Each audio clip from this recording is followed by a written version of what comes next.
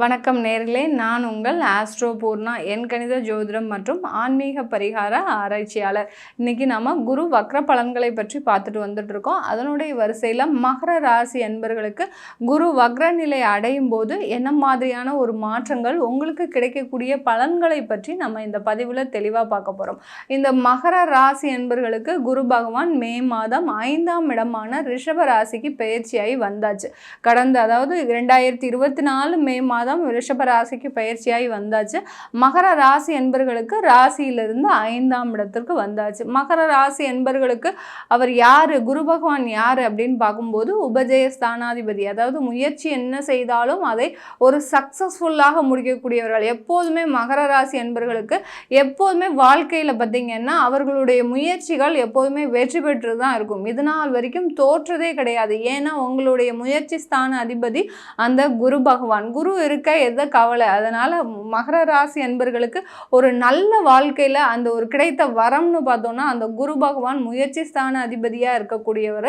அடுத்து விரயஸ்தானாதிபதின்ற போது நம்ம பெரிய அளவுல பயப்பட வேண்டிய தேவையில்லை. ஏன்னா குரு விரயஸ்தானாதிபதியா இருக்கும்போது அது ஒரு சுப விரயத்தை தான் கொடுக்க போறார். நம்மளுக்கு ஒரு பெரிய ஒரு நஷ்டங்களையோ ஒரு தேவையில்லாத இழப்புகளையோ கொடுக்க மாட்டார். அதனால விரயஸ்தானாதிபதின்றது ஒரு பெரிய அளவுக்கு பாதிப்பை கொடுக்காது இந்த மகர ராசி என்பர்களுக்கு. இப்படிப்பட்ட இந்த குரு பகவான் வருகின்ற அக்டோபர் மாதம் 9ஆம் தேதி காலை 11:46 வக்ரகதி அடைகிறார். வக்ரகதினா என்ன மேடம் அப்படின்னு சொல்றீங்க அப்படின்னு கேட்டோம்னா, தன்னுடைய இயல்பு நிலை, இப்போ ஒருத்தவங்க அப்படியே முன்னோக்கி போயிட்டே இருக்கிறாங்க தன்னுடைய வாழ்க்கையில, அப்படி இருக்கும்போது அப்படியே ஸ்வயங்னு சரிவாங்க. அப்படியே அந்த ஒரு 4 படி ஏறுனா 5 படி சறுக்கும். அந்த மாதிரி பின்னோக்கி நகரக்கூடியது தான் இந்த வக்ரகதி. தன்னுடைய இயல்பு நிலையை மாற்றிக்கொள்கின்ற தன்மை தான் இந்த வக்ரகதி.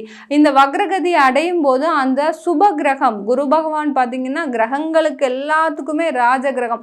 ஒருவருக்கு பேர் புகழ் பதவி சமுதாயத்தில் ஒரு நல்ல ஒரு பழக்க வழக்கம், அடுத்து பார்த்தீங்கன்னா ராஜாவா வாழணும், அடுத்து பார்த்தீங்கன்னா நல்ல ஒரு வருமானம், அடுத்து ஒரு நகை ஆடம்பரமாக இருக்கிறதுக்கு, உடம்பு ஃபுல்லாக நகை போட்டுக்கிறதுக்கு, அடுத்து வீடெல்லாம் பார்த்திங்கன்னா லக்ஸுரியாக ஆடம்பரமாக இருக்கிறதுக்கு, இதுக்கெல்லாத்துக்கும் பார்த்திங்கன்னா குரு பகவான் தான் ஒரு நல்ல ஒரு காரக கிரகமாக இருக்குது. எல்லாருமே கைரேகை பார்க்குறவங்க இருக்கிறாங்க. அவங்கெல்லாம் பார்த்திங்கன்னா முதல்ல பார்த்த உடனே நம்மளும் கேட்குறது சும்மா இருப்போமா, எனக்கு குருமேடு இருக்கா சுக்கிரமேடு இருக்கா, நான் 2 மேடு தான் கேட்போம். அந்த மாதிரி அந்த குருன்றது பார்த்திங்கன்னா ஒருவருக்கு வாழ்க்கையில் அதிகமாக ஒரு இன்பங்களை அளிக்கக்கூடிய ஒரு கிரகம்.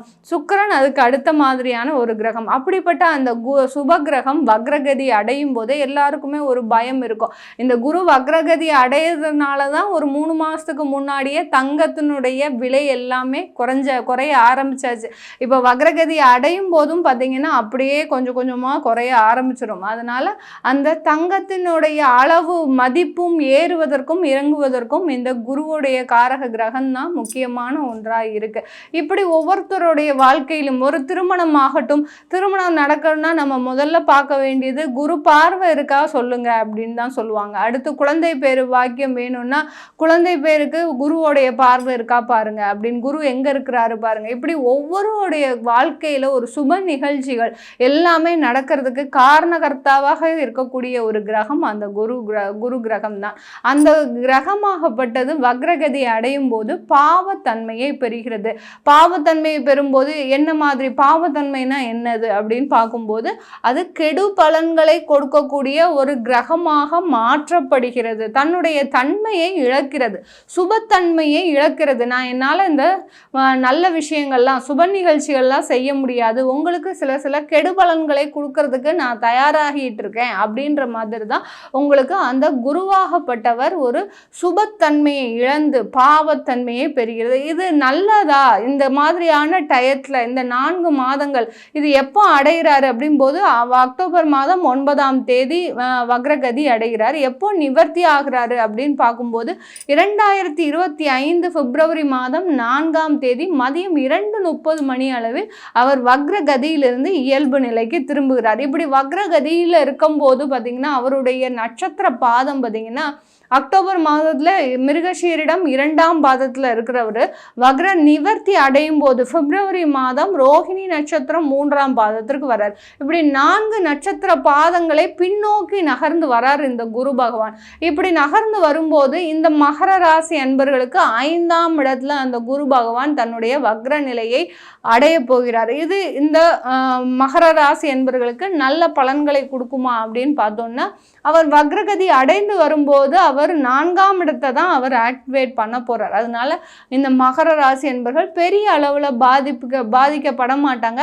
5ஆம் இடத்துல வக்ரகதி அடையும் போது உங்களுக்கு என்ன ஆக போகுது அப்படின்னா, பூர்வ புண்ணிய ஸ்தானம் உங்களுக்கு கிடைக்க வேண்டிய ஒரு நன்மைகள் கொஞ்சம் நிதானமாக கிடைப்பதற்கு உண்டான ஒரு நேரமாக தான் இருக்கும். உங்க ராசி அதிபதி இப்போ வக்ரமாக தான் இருக்கிறார்.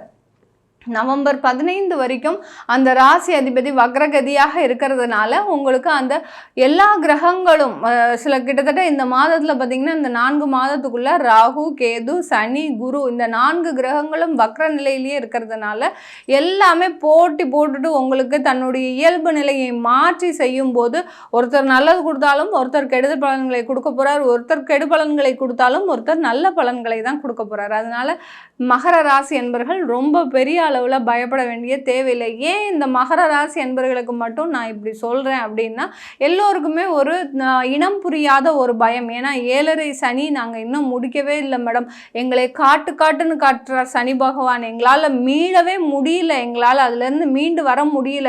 ஒரு பக்கம் குடும்பத்தை பார்க்குறதா, இல்லை வேலையை பார்க்குறதா, தொழிலை பார்க்குறதா, இல்லை தேவையில்லாத மருத்துவ செலவுகளை பார்க்குறதா, இதில் ஒரு குடும்பத்திற்காக ஒரு என்ஜாய்மெண்ட் பண்ண முடியல, வெளியில் போக முடியல, காசை எங்கே செலவு பண்ணுறதுன்னு தெரியாமல் நாங்கள் அலைஞ்சிட்டு இருக்கிறோம் அப்படின்னு அந்த மகர ராசி என்பர்கள் தன்னுடைய வாழ்க்கை நிலையை யார்கிட்ட போய் புலம்பி தவிக்கிறதுன்ற ஒரு நிலைமை தெரியாமல் சுற்றிட்டு இருக்கிறீங்க. அந்த மாதிரியான ராசி என்பர்களுக்கு நீங்கள் கவலையே படாதீங்க. நீங்கள் இந்த பதிவை பார்க்குறதுலேருந்து உங்களுக்கு ஒரு தெளிவான ஐடியா கிடைச்சிடும். நம்ம வக்ரகதியில் நமக்கு குரு பகவான் என்ன பண்ண போகிறாரு, நம்ம எந்த மாதிரியாக இருக்கணும் அப்படின்றத நீங்கள் இந்த பதிவின் முடிவில் உங்களுக்கு முழுமையாக தெரிய வந்துடும். அதனால இந்த சேனலை முதன்முறையாக பார்க்குறீங்கன்னா சப்ஸ்கிரைப் பண்ணிக்கோங்க. பெல் பட்டனில் ஆல் ஆப்ஷன் சூஸ் பண்ணிங்கன்னா உங்களுக்கு என்னுடைய அடுத்தடுத்த பதிவுகள் நோட்டிஃபிகேஷனாக வந்துட்டுருக்கோம். இந்த மகர ராசி என்பர்களுக்கு 5ஆம் இடமான பூர்வ புண்ணிய ஸ்தானத்தில் அவர் வக்ரகதி அடைகிறார். நான் முதலியே சொன்ன மாதிரி மகர ராசி என்பர்களுக்கு விரய ஸ்தானாதிபதி, உபஜய ஸ்தானாதிபதி. அந்த உபஜய ஸ்தானாதிபதி 3ஆம் இடம்ன்றது ஒரு மறைவு ஸ்தானத்தில் 25% கெடு பலன்களையும், அடுத்து பார்த்தீங்கன்னா 12ஆம் இடம்ன்றது ஒரு 60% கெடுபலன்களையும் கொடுக்கறதுக்கு உண்டான ஒரு காரண பாவகமாக இருக்கும். இந்த பாவகத்துக்கு உண்டான அதிபதி 5ஆம் இடத்துல வக்ரகதி அடைகிறார். அந்த மறைவு ஸ்தான அதிபதியே வக்ரம் அடையும் போது உங்களுக்கு என்ன சொல்ல போறாரு, சுப தன்மையை தான் கொடுக்க போறாரு. தொழிலில் நிறைய நஷ்டங்கள் இருக்கு, நிறைய கேஸ் இருக்கு, வழக்குகள் இருக்கு, தேவையில்லாத ஒரு பஞ்சாயத்து இந்த மாதிரியா சந்திக்கக்கூடிய இந்த மகர ராசி என்பவர்களுக்கு ஒண்ணுமே இல்லைங்க. யார் இடத்துலையும் நீங்கள் லீஸுக்கு தான் வச்சு அந்த இடத்துல நீங்கள் தொழில் செஞ்சிட்ருக்கிறீங்க. ஆனாலும் இப்போ பார்த்தீங்கன்னா ஒரு 4 மாதமாக அந்த இடத்தின் பேரில் தேவையில்லாத வழக்குகள் ஓனர் மேலே போட்டிருப்பாங்க. அந்த ஓனர் உங்களை கடையை காலி பண்ண சொல்லி ஒரு 3 மாதமாக சொல்லிட்டு இருக்கிறாரு. இதுவே பார்த்தீங்கன்னா உங்களுக்கு பெரிய டார்ச்சர். இத்தனைக்கு நீங்கள் பணம் கொடுத்துருக்குறீங்க, உங்கள் தொழில் நல்லா ரன் பண்ணிட்டு இருக்கிறீங்க, ஒரு வருமானம் வந்துட்டு இருக்கிற உங்களுடைய வருமானம் கடனை அடைக்கிறது கூட உண்டான வருமானமாக இருக்குது. ஆனால் திடீர்னு இந்த மாதிரியான ஒரு சட்ட சிக்கல்கள், இந்த மாதிரியான உங்களுடைய இடத்துல ஒரு சின்ன சின்ன சட்ட சிக்கல்கள், தொழில் செய்யக்கூடிய இடத்துல சிக்கல்கள் ஏதாவது இருந்ததுன்னா அது எல்லாமே நிவர்த்தி ஆகக்கூடிய ஒரு நேரம். அடுத்து குடும்பம் சம்பந்தமான சில பேருக்கு, அதாவது மே மாதம் கல்யாணம் ஆயிருந்திருக்கும். குரு பகவான் பயிற்சி ஆனதுலேருந்து இந்த மகர ராசி என்பர்கள்லாம் அப்படியே அந்த இது எல்லாம் 7.5 சனி எல்லாம் முடிஞ்சு நிறைய பேருக்கு கல்யாணம் ஆயிருந்திருக்கும். திருமணம் ஆனதுக்கப்புறம் ஐயோ திருமணம் ஆன முன்னாடியே நான் நல்லா இருந்தேன், திருமணம் ஆனதுக்கப்புறம் நான் ரொம்ப மோசமான நிலைமையில் போயிட்டேன், ஏண்டா வாழ்றோன்னு இருக்குது, எனக்கு அதுக்கு முன்னாடி இருந்த பிரச்சனையே ஒரு போதுமானதாக இருந்தது, இப்போ எனக்கு தலைவலி பத்தாதுன்னு இன்னொருத்தர வேற கூட்டு வந்து வச்சுட்டு அவங்க குடும்பம். இப்படி இந்த மகர ராசி அன்பர்கள் திருமணம் ஆனதுக்கப்புறம் ஒரு மிகப்பெரிய ஒரு சண்டை சச்சரவு. இது வரைக்கும் அமைதியான இருந்த ஃபேமிலி, உங்கள் ஃபேமிலியில் வீட்டில் அந்த வீதியில் பார்த்தீங்கன்னா நீங்கள் எங்கே இருக்கிறீங்கன்னு யாருக்குமே தெரியாது.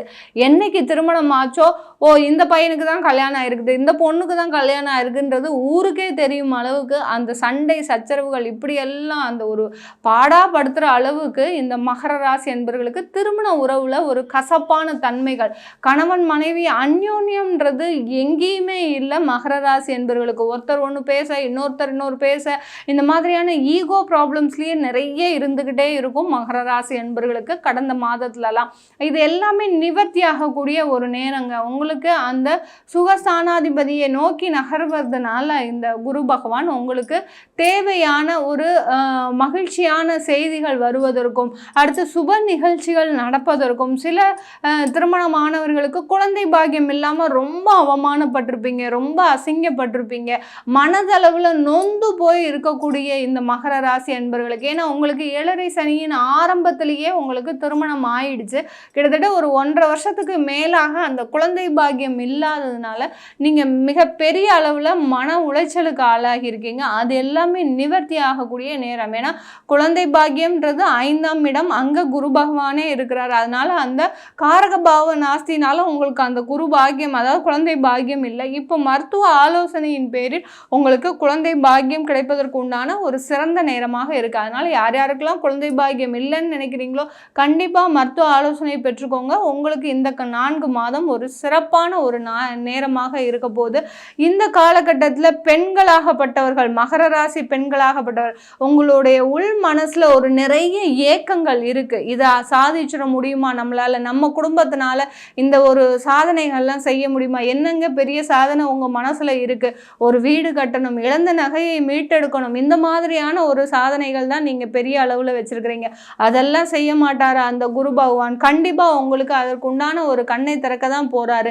கண்டிப்பாக நீங்களும் ஒரு சமுதாயத்தில் வெளியில் வரக்கூடிய உங்களுடைய திறமை அங்கீகரிக்கப்படக்கூடிய ஒரு நேரமாக தான் இருக்க போது. மகர ராசி பெண்களுக்கு கணவரால் நிறைய ஒரு துன்பப்பட்ட ஒரு நிலையில் இருக்கக்கூடிய பெண்கள், மகர ராசி பெண்கள் எல்லோருக்குமே அந்த துன்பத்திலிருந்து வெளிவரக்கூடிய நேரம். சில பேர்லாம் பார்த்திங்கன்னா அவரை டைவர்ஸ் பண்ணவும் முடியாது, அடுத்து பார்த்திங்கன்னா டைவர்ஸ் பண்ணாலும் குழந்தைகள் பாதிக்கப்படுவாங்களே அப்படின்ற ஒரு நிலைமையில் இருக்கிறீங்க. இப்போ இந்த காலகட்டத்தில் நீங்கள் எடுக்கிற முடிவு பார்த்திங்கன்னா ஒரு தன்னம்பிக்கையோடு ஒரு துணிச்சலான ஒரு முடிவை எடுத்து உங்கள் வாழ்க்கையில் சாதிக்கக்கூடிய ஒரு நேரமாக தான் இருக்க போகுது இந்த மகர ராசியில் இருக்கக்கூடிய பெண்களுக்கு. மகர ராசியில 3 நட்சத்திர அன்பர்கள் பார்த்தோம்னா உத்திராடம் நட்சத்திர அன்பர்களுக்கு இந்த காலகட்டத்தில் சொத்துக்கள் வாங்கக்கூடிய யோகமான ஒரு காலகட்டமாக இருக்க போது. அடுத்து திருவோண நட்சத்திர அன்பர்களுக்கு உங்க மனசுல இருக்கக்கூடிய கவலைகள் எல்லாமே, நீங்க திருப்தி அடையாத வாழ்க்கையில இருந்தாலும் அந்த திருப்தி அழிக்கக்கூடிய ஒரு வாழ்க்கையை கொடுப்பதற்கு உண்டான ஒரு நேரமாக தான் இந்த குரு வக்ரகதி அடைய போறாரு. அடுத்து பார்த்தீங்கன்னா அவிட்ட நட்சத்திர அன்பர்கள் இந்த காலகட்டத்தில் கடன்களால் மிக அவதிப்பட்டு இருக்கிறீங்க. அந்த கடனுடைய அளவு, வேலையில் பார்க்குறதா இருந்தாலும் சரி, தொழில் வச்சுட்டு இருக்கிறவங்களா இருந்தாலும் சரி, அந்த கடனுடைய அளவு 50% அப்படியே நிவர்த்தி ஆகுவதற்கு உண்டான ஒரு சிறந்த ஒரு மாதமாக தான் இந்த 4 மாதங்கள் இந்த மகர ராசி என்பவர்களுக்கு இருக்க போகுது.